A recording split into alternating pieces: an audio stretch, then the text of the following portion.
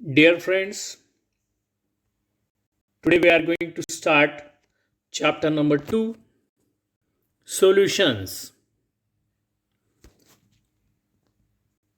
Before to start the topic solutions, we have to recall the terms used or studied in the previous standard.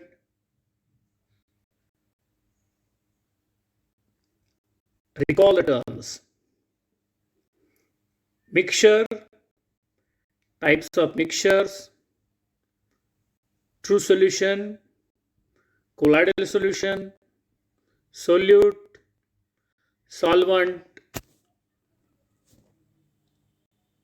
Let us start from mixture. The definition of mixture is a combination of different things that are not chemically bonded and also having the property.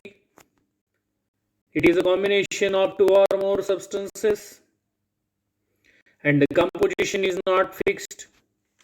Ratio of constituent not fixed. Easily separated by the physical process. For example, salt and water, sugar and salt, ethanol in water, air, soda. See the picture. Lemon squash mixture which contains sugar, water and lemon. Types of mixtures. Homogeneous mixture. A homogeneous mixture, a solution has one phase, solid, liquid or gas. Although the phase of solute and solvent may initially have been different. For example, salt water. Initially, salt is in solid state, water is in liquid state, but forms homogeneous mixture. See the picture. Sugar plus water gives homogeneous mixture. Heterogeneous mixtures. A heterogeneous mixture is simply any mixture that is not uniform in composition. For examples, concrete is a heterogeneous mixture of an aggregate of cement and water. Second example, sugar and sand form a heterogeneous mixture. Salt and pepper form a heterogeneous mixture.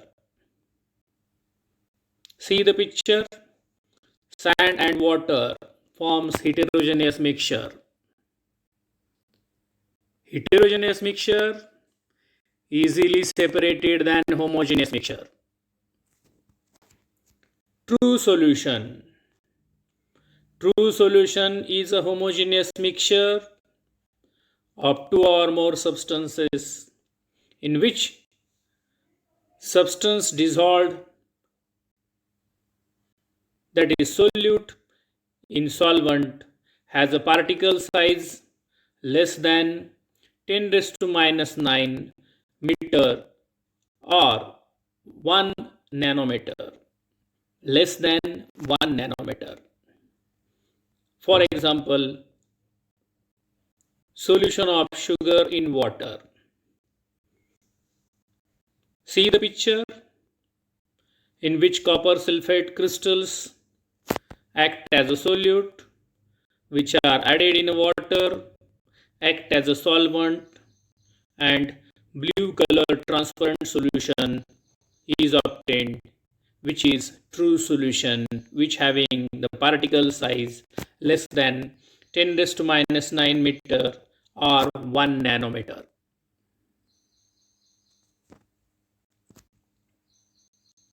Colloidal solution.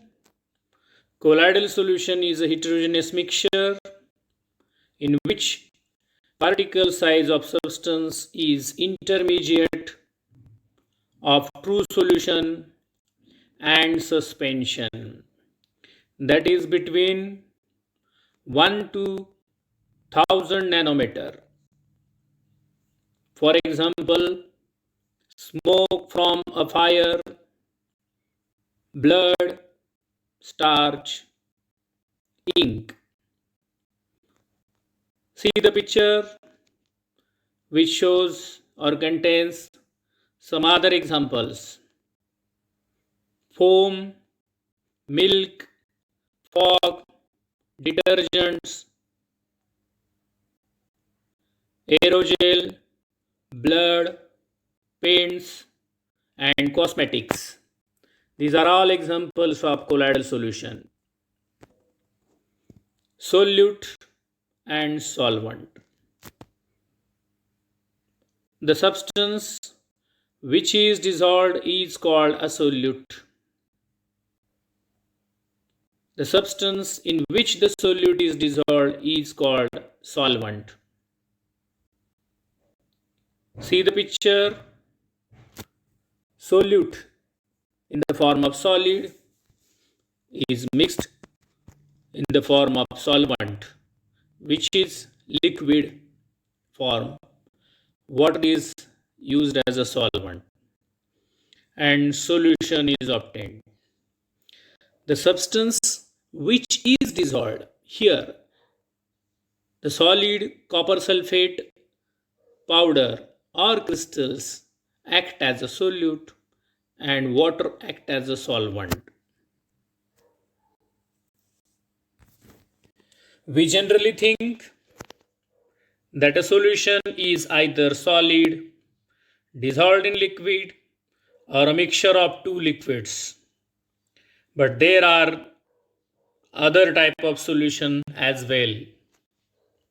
See the type of solutions.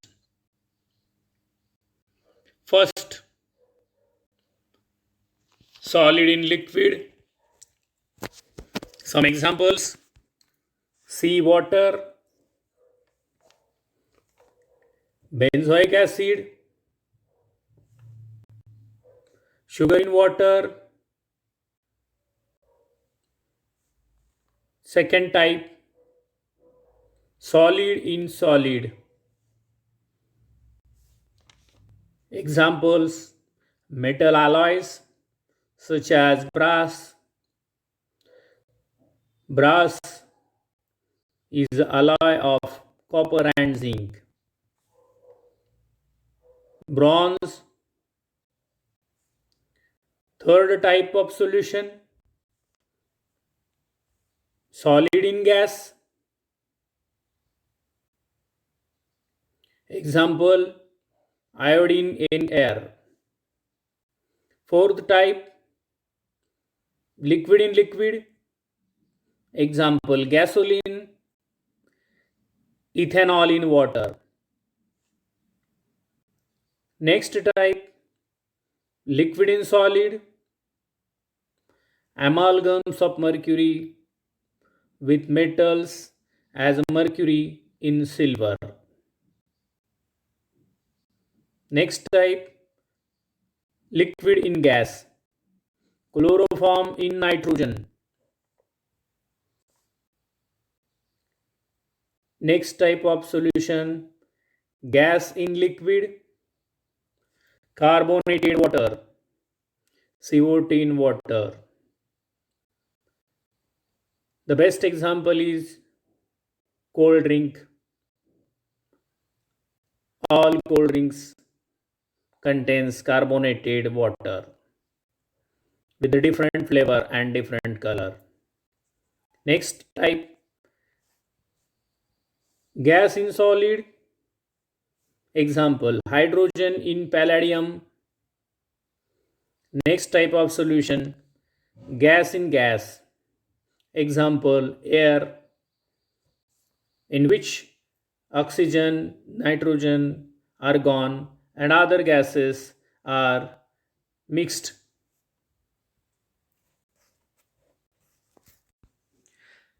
Capacity of solutions to dissolve solute. When solute is mixed with solvent, dissolution occurs and solution is obtained. If some more quantity of solute is mixed with solvent, dissolution occurs but process becomes slow and solution obtained becomes concentrated.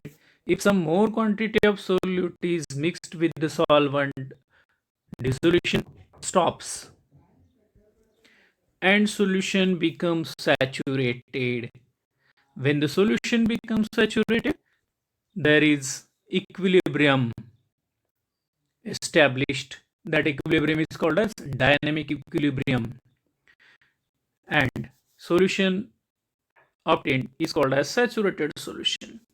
A saturated solution contains maximum amount of solute dissolved in given amount of solvent at a given temperature. Supersaturated solution. A supersaturated solution which contains greater than the equilibrium amount of solute means more than the saturated solution. Amount of solute is more than saturated solution and get deposited at the bottom of the solution. A solution containing greater than equilibrium amount of solute is said to be supersaturated solution. See the picture. This first test tube, unsaturated solution, more solute dissolves.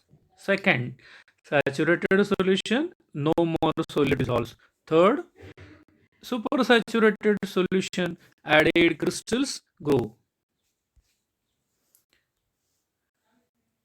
Solubility. The solubility of solute is its amount per unit volume. Means amount dissolved in per unit volume, and that is the maximum concentration, and unit is mole per liter. Amount mole and volume in liter, so unit is mole per liter. Factors affecting to solubility. First factor is nature of solute and solvent, effect of temperature, effect of pressure. Let us consider the first factor, nature of solute and solvent. If the given solute is polar and the solvent is also polar, soluble with each other.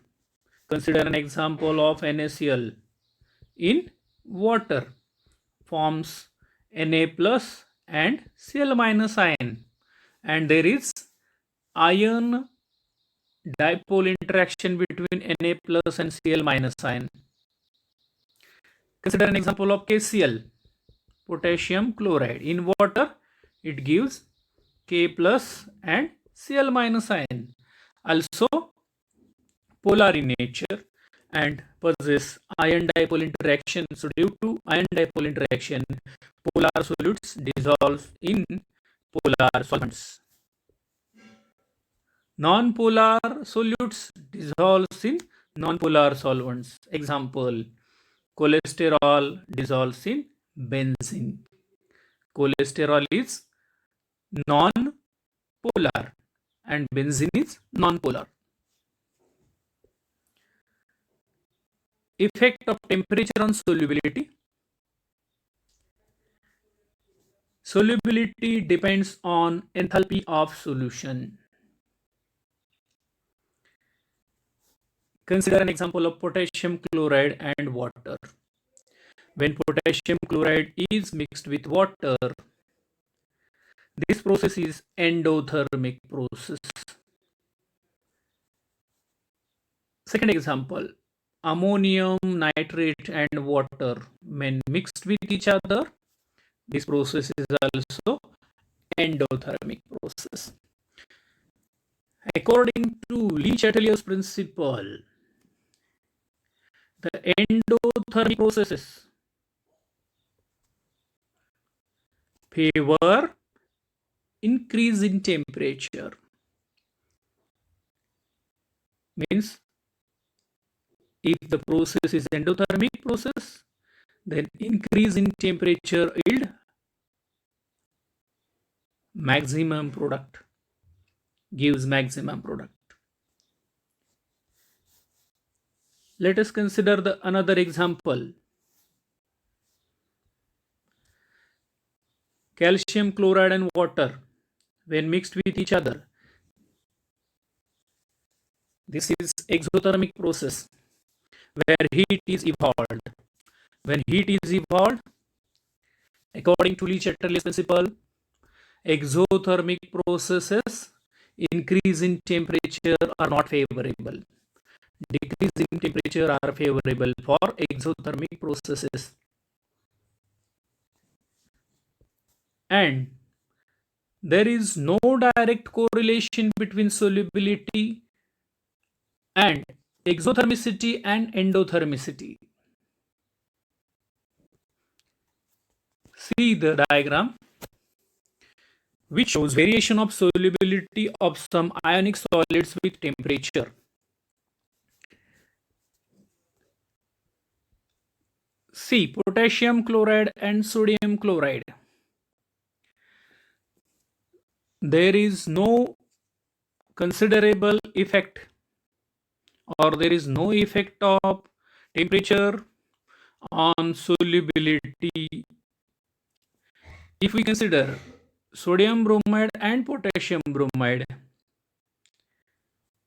with increase in temperature, solubility goes on increasing. If we consider these two examples, potassium nitrate and sodium nitrate, these two compounds shows increase in solubility due to increase in temperature.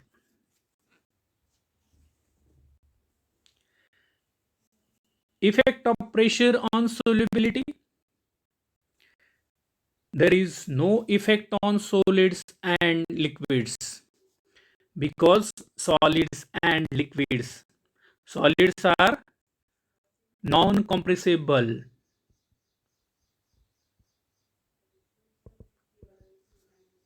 Solids are non-compressible and liquids are least compressible.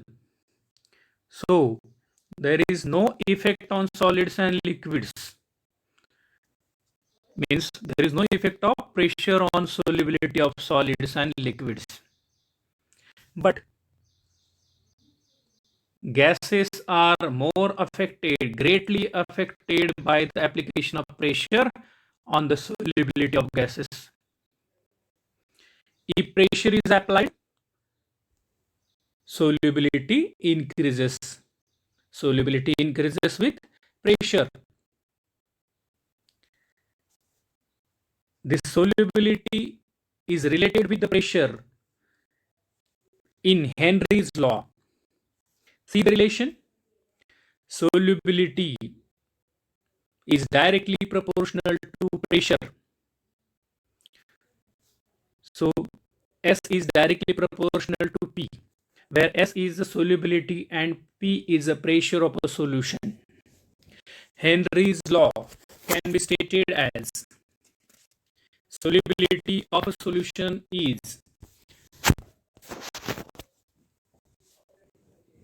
solubility of a gas in a liquid is directly proportional to pressure of a gas, and by removing proportionality sign, S is equal to Kp, where H is the proportionality constant, Henry's constant, which can be calculated in the form of this equation. So unit of Kh is equal to S by P, solubility divided by pressure. Unit of solubility is moles per liter and unit of pressure is bar. So unit of Kh is mole per liter per bar.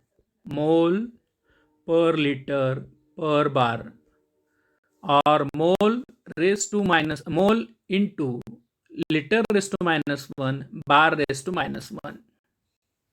But there is exception for Henry's law.